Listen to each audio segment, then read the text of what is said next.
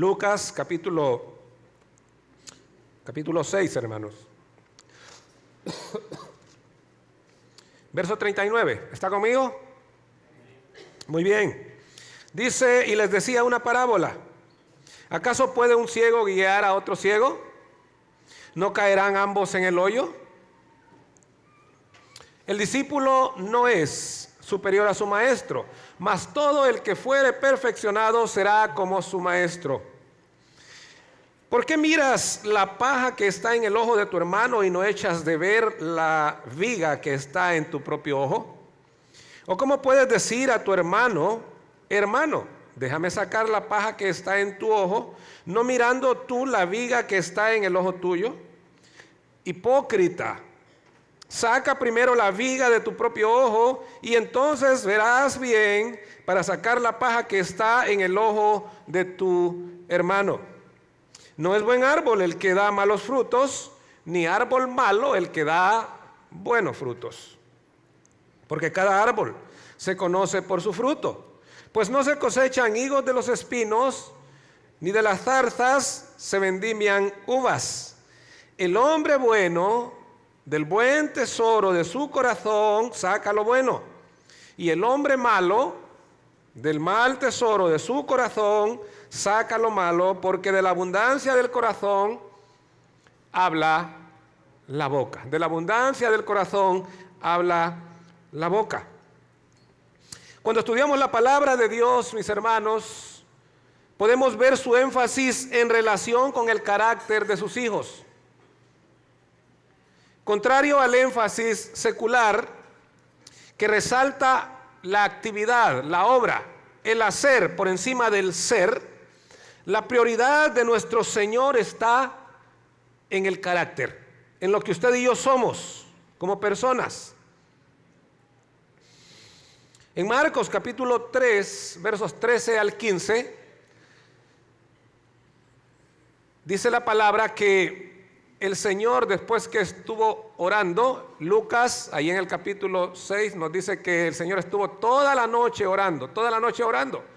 Después que estuvo orando, descendió del monte y llamó de entre sus discípulos a un grupo de 12. Dice Marcos que llamó a 12 de ellos, y me encanta la manera como Marcos lo relata. No lo relata Lucas, pero como los evangelios son complementarios, dice Marcos que llamó a estos 12, vea el orden, para que estuvieran con él y para enviarlos a predicar. Es decir, llamó así a los que él quiso y estableció a 12 para que estuvieran con él. Esto habla del ser, del carácter. El Señor quería desarrollar el carácter en ellos. El Señor quería que ellos se empaparan de Él. Quería que le conocieran a profundidad. Quería que le conocieran en intimidad. Quería transferir su carácter, su doctrina, sus palabras, sus actitudes, su manera de tratar a las personas. Quería hacer unas réplicas de Él. Eso es lo que significa que llamó a 12 para que estuvieran con Él. Y luego dice Marcos y Lucas y Mateo para enviarlos a predicar. Es decir, para hacer cierta labor, cierto trabajo, cierta actividad, enviarlos a predicar. Aquí en el verso 36 de este capítulo que estamos estudiando, el verso 36, véalo por favor. El Señor le dice a sus discípulos, sed pues misericordiosos como también vuestro Padre. El término como es un término de comparación. Como también, es decir, así como es vuestro Padre. Sed pues misericordiosos como también vuestro Padre es misericordioso. Y esto, hermanos, es un verbo presente en imperativo. Es decir, es algo que el Señor espera que estemos, que seamos. Es lo que Él espera que seamos. Y esto recalca lo que anteriormente hemos dicho. Aquí en el texto que vamos a estudiar esta mañana tenemos una parábola. Dice el Señor y le refirió una parábola. Es una parábola. Pero el Señor la divide en 3 ejemplos. Habla de un ciego, habla de un discípulo, menciona a un ciego, a un discípulo y también a un árbol. ¿Sí? Ciego, discípulo y árbol. ¿Para qué? ¿Qué es lo que quiere enseñarnos el Señor a través de esta parábola con estos 3 ejemplos? Un ciego, un discípulo y un árbol.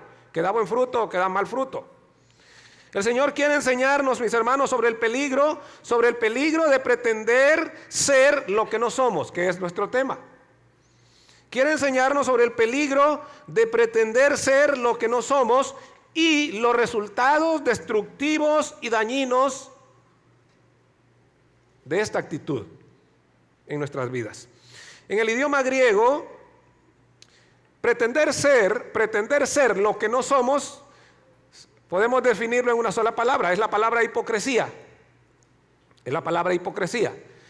Y en el diccionario de la lengua española, bueno, hay algunas definiciones, pero a nosotros nos interesa más la definición del origen, la etimología de la palabra. Y la etimología de la palabra es griega.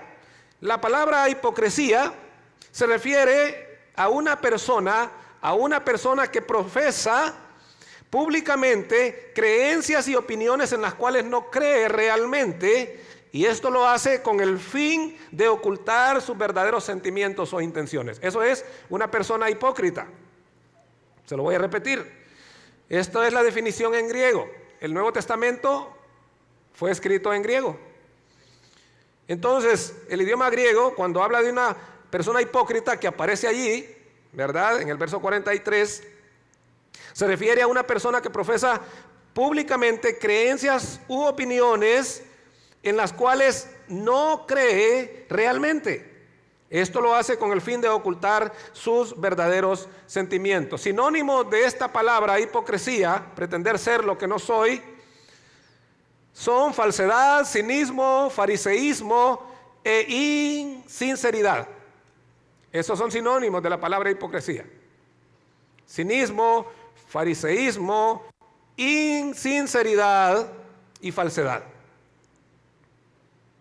Nuestro Señor Jesús, por supuesto, en este pasaje y en otros pasajes nos advierte sobre el peligro respecto a esta actitud, respecto a la hipocresía. Entremos en nuestro estudio, hermanos. En primer lugar, entonces, la hipocresía nos impide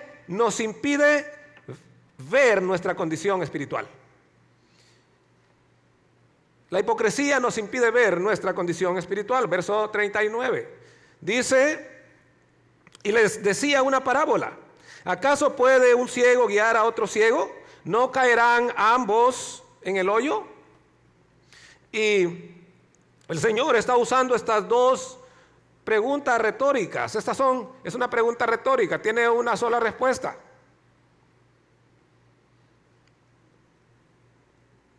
¿Por qué las usa? Las usa, mis hermanos, para enseñarnos y alertarnos sobre el peligro de ser inconscientes de nuestra incapacidad para desempeñar un rol para el cual no estamos aptos. Él quiere enseñarnos eso. Nos quiere enseñar que muchas veces estamos inconscientes de nuestra incapacidad para desempeñar una función, una tarea, un rol. Y ese papel es el papel de ser guías. Es el papel de ser guías, docentes, maestros o instructores de otros. ¿Qué es lo que nos descalifica para ello? Dice el Señor aquí que lo que nos descalifica para ser docentes, maestros, instructores o guías o líderes de otros es la ceguera espiritual. Es la ceguera. La ceguera es estar vacío de la verdad y falto de visión espiritual. Eso es la ceguera. Es estar vacío de la verdad y falto de visión espiritual. La ceguera es sinónimo de ignorancia. En la palabra de Dios, cuando usted se encuentra con este término, generalmente, según el contexto, pero cuando aparece en una manera comparativa o figurada, entonces usted puede saber que se está refiriendo a la ignorancia, a la oscuridad, a la incomprensión, a desconocer algo o alguien. Eso es la ceguera, o lo que representa la ceguera en la palabra de Dios. Se lo repito, es sinónimo de ignorancia, de oscuridad, de incomprensión, de desconocer algo o alguien. Y en este caso estar ciego es no conocer a Jesús, no conocer a Dios, no tener una relación con Él. ¿Cómo es posible esto?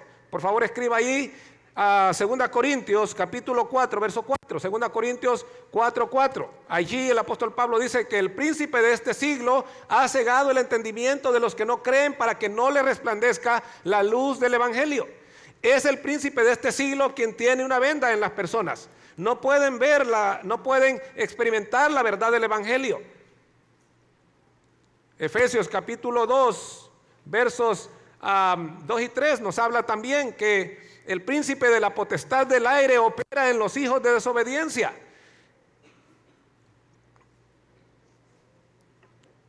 Él mantiene en la oscuridad ciegos a millones de personas. Entonces, desconocer a Jesús, no tener una relación con Él y tampoco conocer su palabra. La ceguera nos habla también de ignorar la palabra del Señor. Salmo 119, verso 105. Salmo 119, 105 dice: lámpara es a mis pies tu palabra y lumbrera a mi camino. Cuando usted está en Cristo, cuando usted tiene una relación con Dios, entonces usted puede conocer la palabra.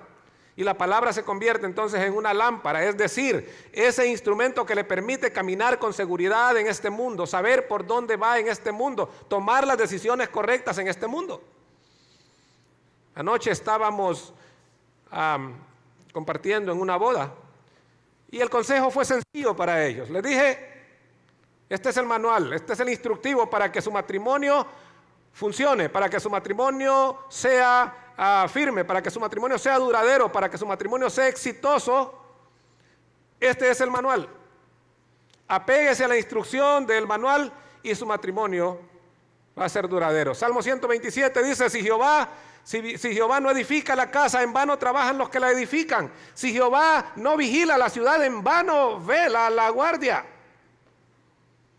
Muchas personas creen que pueden caminar por este mundo sin la dirección de Dios, por eso se lastiman, se golpean, reciben tantos moretes, tantos golpes.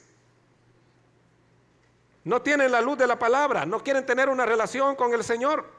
Escriba por favor San Juan capítulo 8, verso 12. Juan capítulo 8, verso 12.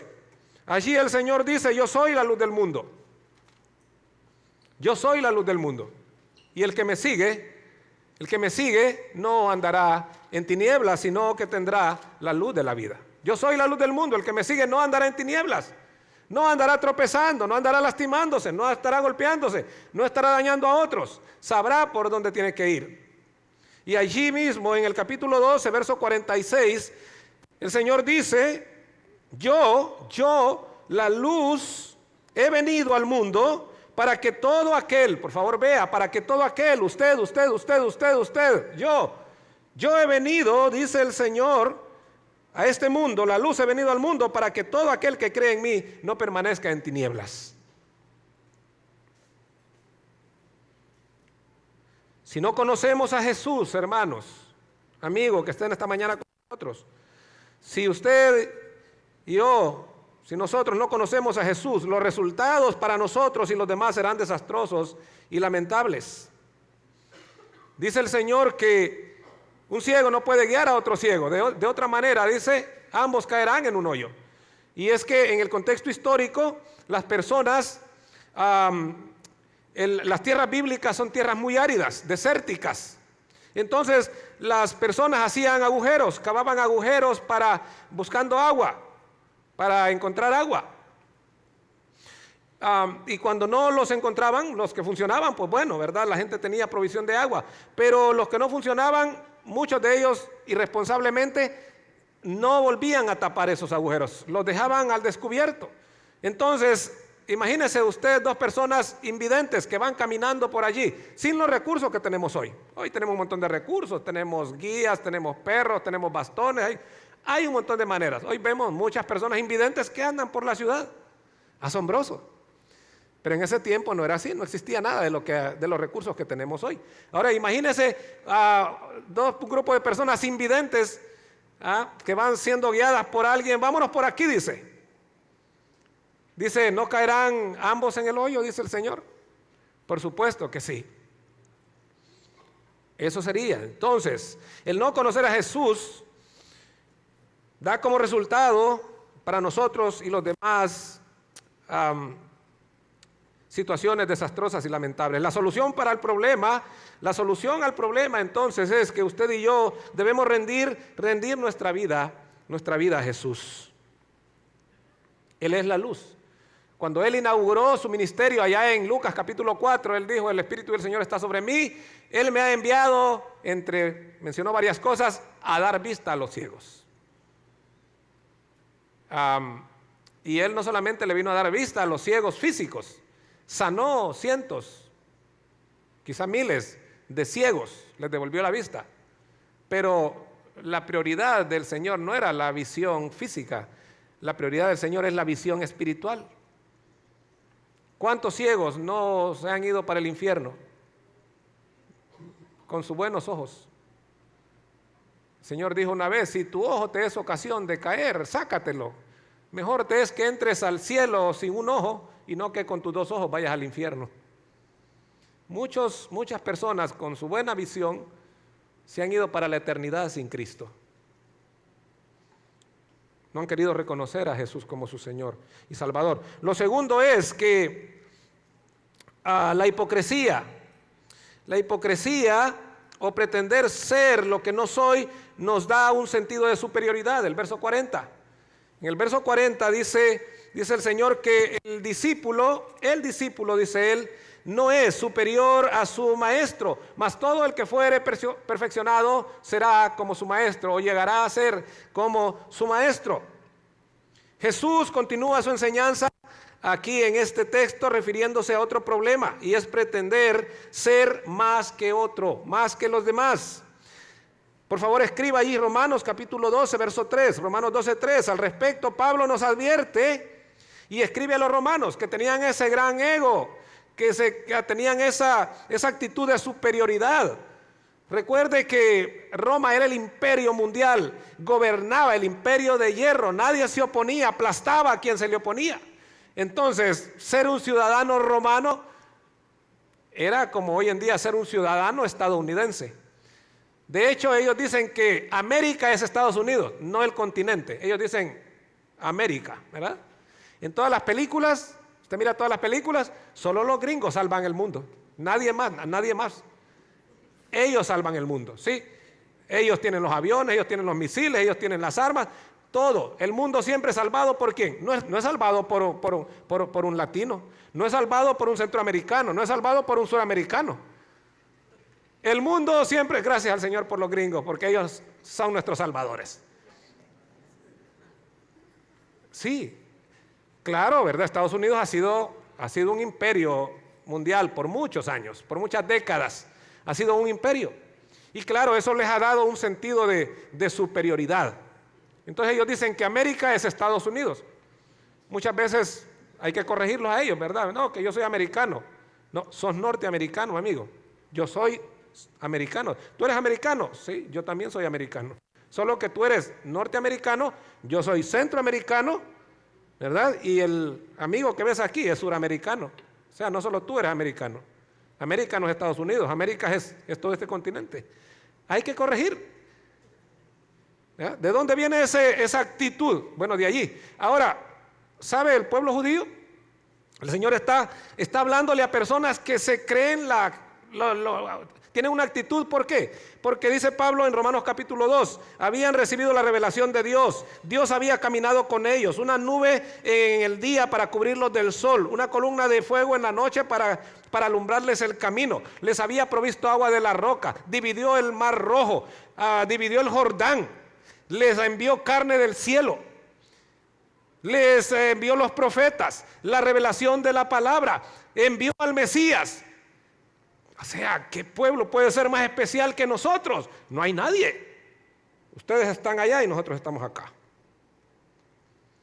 Y entonces el Señor les está hablando a esta clase de personas. Entonces Pablo en Romanos capítulo 12, verso 3, le dice a los hermanitos romanos, que algunos estaban con esa actitud de superioridad, les dice: ninguno, hermanos, les voy a dar un consejo importante, ninguno tenga más alto concepto de sí que el que debe tener. Ahora, ¿a quién está escribiendo Pablo ahí, hermanos? Está escribiendo a hermanitos de la iglesia. Es decir, que este era un asunto de la iglesia, que se había infiltrado a la iglesia. Gracias al Señor, pues aquí no tenemos ese problema, ¿verdad? ¿Por qué? ¿Sí? Sí, ¿verdad? Ajá, sí, ¿verdad? El Señor nos libre, hermanos. Este problema de valoración, mis hermanos, este problema de sobrevalorarnos, de sobreestimarnos, de esa autoestima tan grande que nos lleva a menospreciar a otros, nos llevará a cometer grandes errores. Por ejemplo, una persona que tiene ese sentido de superioridad es una persona que le gusta hablar mucho. Proverbios 10:19, escriba Proverbios 10:19, dice que en las muchas palabras no falta el pecado. Esas personas que se creen así que hablan mucho, como dicen, ¿verdad? Meten las de andar muchas veces. ¿Ah? Cometen errores. También esta actitud nos lleva a dañar a otras personas con mala enseñanza. Escriba Santiago 3:1. Santiago 3:1 dice: no os hagáis maestros muchos de vosotros, hermanos. No os hagáis maestros muchos de vosotros, hermanos, sabiendo que recibiréis mayor condenación. ¿Por qué? ¿Por qué mayor condenación? Porque esas personas están llevando a otros a la desgracia. Están llevando a otros por el camino de la ruina, de la desgracia, de la destrucción. Pero no solamente nos lleva a cometer grandes errores, a dañar a otros con mala enseñanza, pero también esta actitud nos lleva, hermanos, a obstaculizar el avance del reino de Dios. Escriba Romanos 2:24. Romanos 2:24. Allí el apóstol Pablo dice que el nombre de Dios es blasfemado por causa de vosotros. ¿De cuáles vosotros? De ustedes, hermanos. ¿Por qué el nombre de Dios es blasfemado? Por causa de vosotros. Por la actitud prepotente, por esa actitud arrogante, por ese orgullo que manifiestas. ¿Cómo tratamos con este problema? Dice el Señor mismo, dice el Señor ahí en nuestro texto: mas todo el que fuere perfeccionado será como su maestro. ¿Qué necesitamos usted y yo para ser perfeccionados? La palabra perfeccionado aparece también allá en Efesios capítulo 4, verso 12. Efesios 4:12, si desea escribirlo. El verso 11 de Efesios 4 dice: y él mismo constituyó a unos apóstoles, a otros profetas, a otros evangelistas, a otros pastores y maestros. Eso es el verso 11. El verso 12 de Efesios 4 dice: a fin de perfeccionar a los santos para la obra del ministerio. Ahí está la palabra, perfeccionar. A fin de perfeccionar a los santos para la obra del ministerio. ¿Qué significa la palabra perfeccionar? Significa equipar, significa entrenar, significa arreglar. Eso significa la palabra perfeccionar. Entonces, ¿cómo somos perfeccionados, hermanos? ¿Cómo somos equipados? ¿Cómo somos entrenados? ¿Cómo somos perfeccionados? Somos perfeccionados solamente si hay una actitud de humildad en nosotros. Para esto se requiere tener una actitud de humildad, hambre por aprender, deseo por conocer más a nuestro Señor y Maestro. ¿Cómo se logra eso? Se logra imitando el ejemplo de nuestro Señor. Escriba allí, por favor, Mateo 11:29. El Señor allá dice: aprendan de mí que soy manso y humilde de corazón y encontrarán el descanso para sus almas. Hallaréis descanso para tu alma, dice el Señor. Pero vas a encontrar descanso para tu alma si aprendes de mí que soy manso y humilde de corazón. Necesitamos humildad, hermanos. Necesitamos humildad. Aprendí una ley hace algunos años, importantísima. Hay muchas cosas que olvido, pero esas cosas tan importantes trato de mantenerlas en mi mente. Esta ley dice: dejas de aprender, dejas de crecer y dejas de liderar. Me encanta el liderazgo, enseño mucho sobre eso. Dejas de aprender, dejas de crecer y dejas de liderar. Entonces, ¿cómo puedo yo mantenerme efectivo? ¿Cómo puedo yo mantenerme, verdad, ayudando a otros? Liderar es simple y sencillamente ayudar a otros en sus vidas, en su crecimiento, en su desarrollo. ¿Cómo puedo hacer eso yo? Tengo que aprender. El día que yo piense que ya sé suficiente y que ya no necesito seguir aprendiendo, entonces Entonces, hasta ahí me estanco. En ventas decíamos, el que no se actualiza se fosiliza. Así. Hay que seguir aprendiendo. Hace 4 años llegué aquí a esta iglesia, hermanos, y me propuse a aprender. No vine a servir. Cuando vine aquí, Iglesia Impacto ni siquiera estaba en los planes de este mundo, yo creo. No, si estaba en los planes. Yo tenía 40 años de caminar con el Señor. 40 años cuando llegué aquí. ¿Y sabe? Cuando vine aquí, yo dije, Señor, ayúdame a aprender. Quiero aprender. Y desde entonces me he propuesto aprender de mis pastores. Me encanta escuchar a mis pastores exponer la palabra. A Héctor. Disfruto escuchar a Héctor exponer la palabra. ¿Sí? Alejandro. ¿Verdad? Este hombre que lo ven parqueando carros allá es un gran maestro de la palabra. Qué lindo, hermanos. ¿Sabe? Estoy aprendiendo de ellos. Estoy en ese proceso. Mi pastor Edmundo, pastor Luis, pastor Sergio. Hermanos, esa es la manera como aprendemos, cómo crecemos. Si no tenemos esa actitud, entonces nos vamos a quedar en el camino. El enemigo se va a aprovechar de nosotros. 2 Pedro 3:18, escríbalo por favor, 2 Pedro 3:18. Creced en la gracia y el conocimiento de nuestro Señor Jesucristo. Pero hermanos, el pretender ser lo que no somos, la hipocresía, nos hace, en tercer lugar, nos hace inconscientes de nuestros defectos. Nuestro texto dice, versos 41 y 42, ¿por qué miras la paja que está en el ojo de tu hermano y no echas de ver la viga que está en tu propio ojo? ¿O cómo puedes decir a tu hermano, hermano, déjame sacar la paja que está en tu ojo, no mirando tú la viga que está en el ojo tuyo? Hipócrita, saca primero la viga de tu propio ojo y entonces verás bien para sacar la paja que está en el ojo de tu hermano.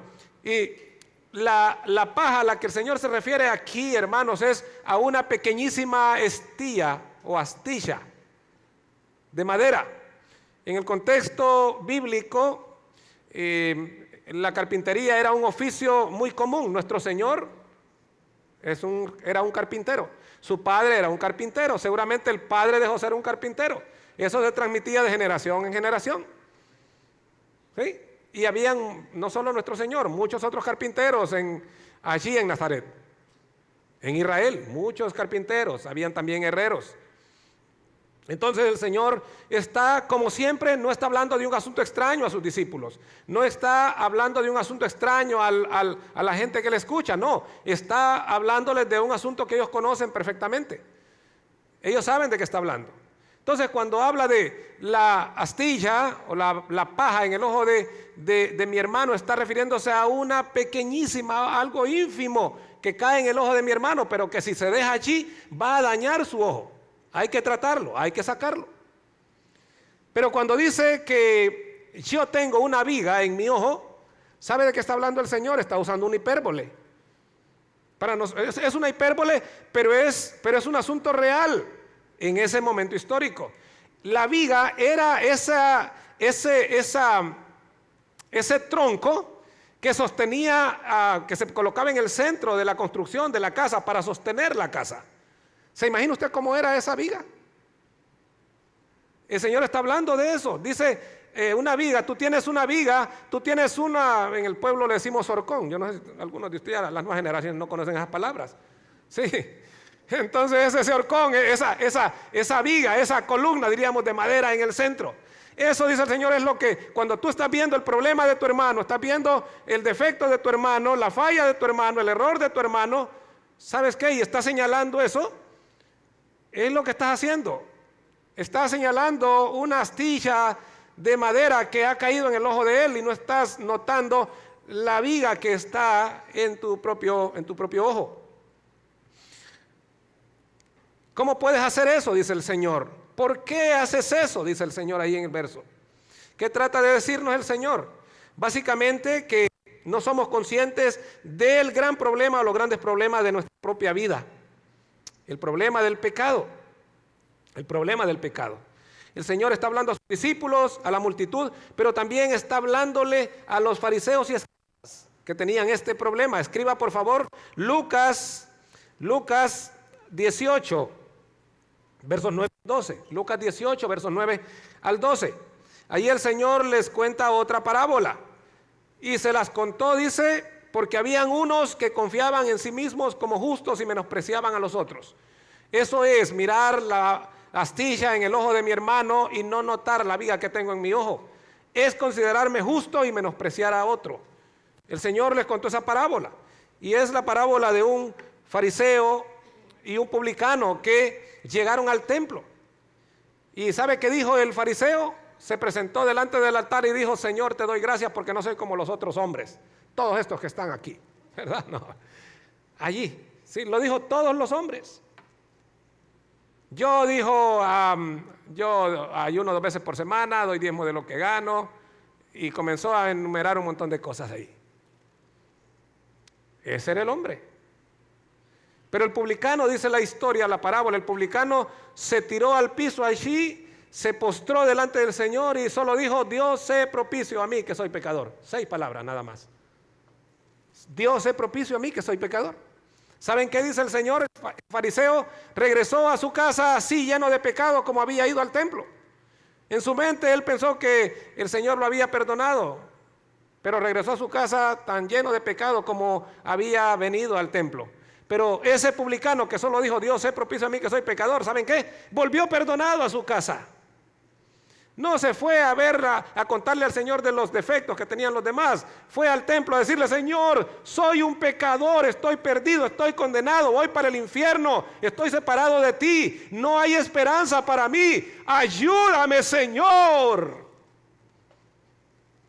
Y estaba ese hombre tirado, no se consideraba nada, en el polvo. Eso es lo que el Señor quiere. Ese hombre regresó perdonado, dice el Señor. Es que el que se humilla es enaltecido, dice la palabra, pero el que se enaltece es humillado y termina humillado en el infierno. El apóstol Pablo en Gálatas capítulo 6 verso 1 nos dice: vosotros que sois espirituales, restaurad al hermano que ha caído en una falta con espíritu de mansedumbre, considerándote a ti mismo, no sea que tú también seas tentado. Gálatas 6:1. Esa es la actitud que debemos tener hacia nuestro hermano: no criticarlo, no señalarlo, no menospreciarlo, no. Con espíritu de mansedumbre debemos ayudarlo a salir adelante en su problema de pecado, animarlo a reconciliarse con el Señor.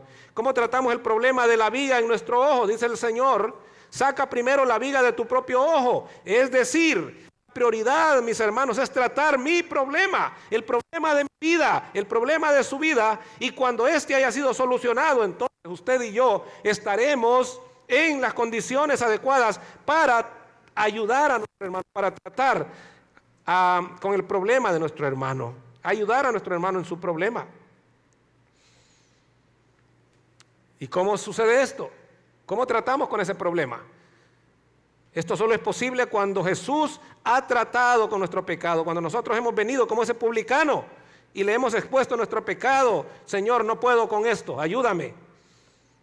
Cuando Jesús ha tratado con nuestros pecados, cuando hemos rendido nuestra vida al Señor, solo entonces estaremos en la capacidad de ayudar a otros en sus problemas. Lo cuarto, mis hermanos, que nos enseña aquí es que la hipocresía revela la esencia de nuestro interior. El pretender ser lo que no somos revela la esencia de nuestro interior. Versos 43 y 44. No es buen árbol el que da malos frutos, ni árbol malo el que da buen fruto, porque cada árbol se conoce por su fruto. Un árbol de mango que usted siembre en su patio no le va a dar naranja. Usted dice: voy a sembrar este mango para comer naranjitas, qué rico. No, o sea, no, alguien que lo escuche va a decir: mira, está medio loco mi vecino ya, ¿verdad? Pobrecito, pobrecito, ¿verdad? Todos sabemos, es de sentido común. Todos sabemos que si usted siembra una semilla de mango, lo que le va a dar son mangos, no le va a dar naranjas o limones, le va a dar mangos. Entonces es lo que está diciendo el Señor: cada árbol se conoce por su fruto, pues no se cosechan higos de los espinos, ni de las zarzas se vendimian uvas. Y hermanos, el fruto del que el Señor habla acá y el fruto de los árboles es el resultado del exceso, ¿sabía usted? Es el resultado del exceso de savia en el árbol. O sea, el árbol ha estado absorbiendo tanto nutriente y está lleno de savia que llega un momento en que ya no puede contener esa savia el árbol y ¡pum!, explotan las flores. Y nos alegramos porque cuando vemos las flores decimos, ahí viene el fruto ya. Y así ocurre. Entonces, de manera similar sucede con las personas. Escriba por favor Proverbios 23:7. Proverbios 23:7. Dice, tal es una persona en su corazón, así es él. No es diferente. No es diferente. Tal es una persona en su corazón, así es él. Así es él. El mismo libro de Proverbios nos exhorta a cuidar nuestro corazón, por eso mismo. Escriba Proverbios 4:23, Proverbios 4:23 y Proverbios 27:19. Proverbios 4:23 y Proverbios 27:19. Sobre toda cosa guardada, guarda tu corazón, ¿por qué? Porque de él mana la vida. ¿Ves? La savia, de ahí mana. Guarda tu corazón, cuida tu corazón. No dejes que tu corazón agarre para... Hoy en día usted escucha decir, sigue tu corazón. ¿Cómo le va a decir esa locura a alguien usted? ¿Ah? No siga su corazón, dígale, sigue a Jesús, sigue al Señor. Jeremías nos advierte, nos recuerda lo peligroso que es un corazón impío. Lo peligroso que es un corazón impío, un corazón no regenerado, un corazón donde Cristo no reina. Escriba por favor Jeremías 17:9. Engañoso y perverso es el corazón más que cualquier otra cosa. Jeremías 17:9. Pablo por su parte nos anima a llenarnos de la palabra de Dios en Colosenses 3:16. Escriba Colosenses 3:16. Allí Pablo nos anima a llenarnos de la palabra de Dios. Pues así lo que brotará de nuestro interior, lo que brotará de nuestro corazón, esa savia que llenará nuestro corazón y explotará por nuestros labios, ¿será qué? Lo que agrada al Señor, lo que bendice a otros, lo que ayuda a otros, lo que es beneficioso a otros, lo que bendice a otros, lo que edifica a otros. Pero sí, la savia de su corazón es la palabra de Dios. Por eso Pablo dice, la palabra de Cristo more en abundancia en vosotros. Llénese de la palabra, mi hermano, llénese de la palabra. Eso es lo que tiene que hacer usted. Colosenses 3:16. Por último, el pretender ser lo que no soy. La hipocresía revela el contenido de nuestro almacén. Revela el contenido de nuestro almacén, nuestro interior. El Señor termina el verso 45 diciendo que el hombre bueno del buen tesoro de su corazón saca lo bueno, mientras que el hombre malo del mal tesoro de su corazón saca lo malo. Y termina diciendo, porque de la abundancia del corazón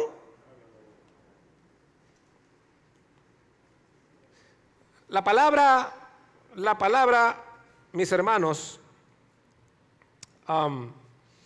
allí, tesoro, puede referirse a un depósito, a un cofre. Mateo capítulo 2, los sabios que vinieron de Oriente,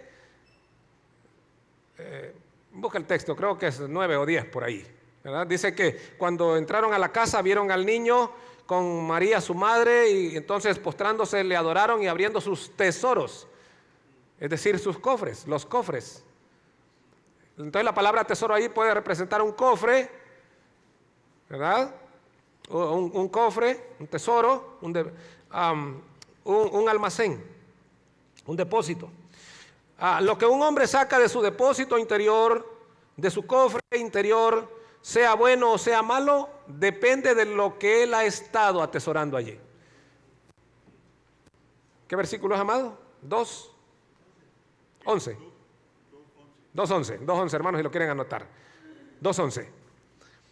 Ahora, ¿qué es lo que De acuerdo a lo que sale por mi boca, hermanos, es de lo que yo he estado llenando mi corazón, mi almacén, mi cofre, mi tesoro, mi despensa. No, así funciona ese asunto. Así funciona. Algunas personas me dicen, pastor, ¿cómo puedo yo aprender? O sea, yo veo que usted se sabe los versículos así nomás. Le digo, es simple, es bien fácil, bien fácil. Deme el secreto. Lea y lea y lea, le digo. ¿Verdad? Y disciplínese. Agarre un versículo. Le digo, no trate de memorizar Mateo, los 28 capítulos de Mateo, le digo, o un capítulo de Mateo. Simplemente le digo, póngase la meta de memorizar un versículo cada semana. Solo un versículo. En un año va a saberse 52 versículos. ¿Se imagina usted lo que es eso? ¿Se imagina lo que es eso? En un año 52 versículos aquí, mire. En 2 años 104 versículos aquí. En 3 años 156 versículos aquí. ¿Se imagina? En 4 años 208 versículos aquí. En 5 años 260 versículos aquí. Hermano, no me aplazaron en matemáticas en la escuela. Entonces es sencillo, hermanos, es sencillo. Y de esa manera lo que va a salir de su boca será eso. Sus actitudes van a fluir de manera natural. Amar a sus hermanos, bendecir a sus hermanos, querer lo mejor para sus hermanos. ¿Por qué va a fluir eso de su interior, de su corazón? Porque de eso es de lo que usted ha estado llenando su vida. Pero si estamos llenando nuestra vida de las series de Netflix, ¿verdad? De las vulgaridades o chabacanadas o tonteras de Hollywood, ¿verdad? Todo un montón de inmorales de Hollywood. Hermano, eso es lo que va a fluir de nosotros. No es diferente. De lo que tenemos almacenado. Dijo alguien, gran parte del producto del Espíritu de Dios se muestra o revela por lo que decimos. Oiga, en el hablar se nota el orgullo, la humildad, la sabiduría, la gentileza, el perdón, el compromiso, la fe y todas aquellas cualidades dadas por Dios que se han de reflejar en nuestras conversaciones, compromisos y responsabilidades. Gran parte del producto de lo que hay dentro de nosotros se revela por medio de lo que sale de nuestra vida o de nuestras actitudes. De nuestras actitudes, hermanos. Ahora, finalizo haciéndole una pregunta. ¿Cuál es su fuente de suministro? ¿Quién está llenando a los anaqueles de su corazón? ¿Quién está llenando los estantes de su corazón? ¿Quién está suministrándole? ¿Quién está llenando ese cofre de su corazón? No me tiene que responder a mí. Aquí estamos con el Señor. Salmo 51:10. Salmo 51:10. Dice el salmista allí: crea en mí un espíritu recto, un corazón limpio y un espíritu recto, Señor. Lávame más y más de mi maldad, límpiame de mis pecados, Señor. Cuando ocurra eso, dice el Señor, entonces, dice el salmista David, que es un creyente como usted y como yo, cuando tú limpies mi corazón de pecado, renueves un espíritu recto dentro de mí, transformes mi vida, entonces, Señor, hasta entonces, ¿sabes qué? Enseñaré a los transgresores tus caminos y los pecadores se convertirán a ti. ¿Por qué? Porque dirán, yo quiero ser como esta persona. Yo quiero ser así. Y el Señor, el Espíritu Santo, nos usará poderosamente para impactar la vida de otros. Señor, limpia mi corazón. Mis hermanos, cuidado, digamos cuidado con pretender ser lo que no somos. ¿Cómo evitamos eso? Sencillo, hermanos, rindiendo nuestra vida al Señor. El secreto del publicano. Si no se acuerda de tanto que dije hoy, acuérdese del publicano. Lo que tengo que hacer es lo que hizo el publicano. Eso es todo. Humillarme delante del Señor. Él va a hacer la obra en mi vida. Señor bendito, gracias por tu palabra esta mañana. Gracias, Señor, por este tiempo tan delicioso en tu palabra, Señor. Disfrutando de tu palabra, disfrutando de tu instrucción. Siendo confrontado, Señor, Como me dijo un hermano al terminar la primera reunión, sabíamos que iba a ser un mensaje fuerte, pero Señor, lo hemos compartido porque es lo que está en tu palabra, le decíamos. Y aquí no andamos buscando temas, Señor, no sacamos los temas de aquí, de allá de tu palabra, no. Por eso es que enseñamos tu palabra, Señor, de manera sistemática. Y los temas van fluyendo de la misma escritura, Señor. Y hoy tú nos enseñaste que, Señor, no debemos tener cuidado con la hipocresía, con pretender ser lo que no somos, Señor. Eso dañará nuestras vidas, dañará a los que están a nuestro alrededor, dañará a aquellos a los que pretendemos enseñar. Y, Señor, las consecuencias serán desastrosas, serán terribles, serán lamentables, Señor. Líbranos de eso, Señor. Ayúdanos cada día a rendir nuestra vida a ti. A que cada día, Señor, roguemos por un corazón limpio, Señor. Un espíritu recto dentro de nosotros. Imitarte a ti, Señor. Seguir tus pasos, tus huellas, tu ejemplo, Señor. Ayúdanos a rendir cada día nuestras vidas a ti. Pedimos todo esto en el nombre de Cristo Jesús, nuestro Señor y nuestro Salvador. Amén. Amén.